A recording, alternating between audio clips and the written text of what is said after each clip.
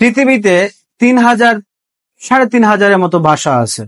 এই সবগুলা ভাষা মানুষ তো শিখেছে না আর কেউ শিখেছে?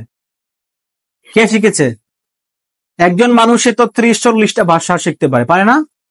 সো আমরা মাত্র একটা ভাষা শিখতে পারবো না কেন? ওয়াই? পারবো তো? ওকে। এখন এর জন্য কি করতে হবে? আমাদেরকে অনেক বেশি ডেডিকেটেড হতে হবে, অনেক বেশি প্র্যাকটিস করতে হবে। তার জন্য শুধু ক্লাসে আসলেই ইংরেজি শেখা যাবে না। বাবা মা তোমাকে এখানে ভর্তি করিয়েছে মানে তুমি ইংরেজিতে মাস্টার হয়ে গিয়েছো তাই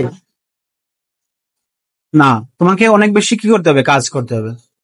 সো আমরা এই জন্য এই বছর আমরা এই সেশনে আমরা বেশি জোর দিব প্রনাউন্সিয়েশনের উপর। কিসের উপর? আমার সাথে বলো কি? আরো সুন্দর করে বলো, আরো সুন্দর করে। ওকে, সো প্রনাউন্সিয়েশন। দেখছো আমরা আগে এটাকে প্রনাউন্সিয়েশন পড়েছিলাম, এখন এটা সঠিক উচ্চারণ কি? Pronunciation. Very good. So we are going to focus on pronunciation and vocabulary, then presentation.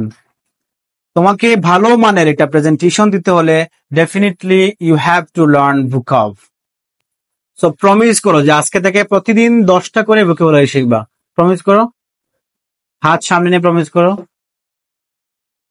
আজকে থেকে আমরা প্রতিদিন 10টা করে vocabulary শিখবো। শিওর তো? আচ্ছা, যে প্রমিস করে আর যে প্রমিস রাখে না তার মধ্যে পার্থক্য কি? যে কথা দেয় কথা রাখে না তাকে কি বলে?